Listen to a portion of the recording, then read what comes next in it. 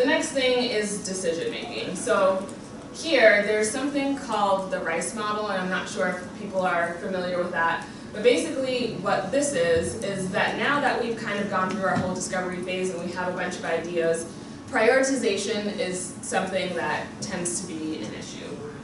So the RICE model is really kind of like a mathematical model for people who like something more concrete than like I want to go with my gut.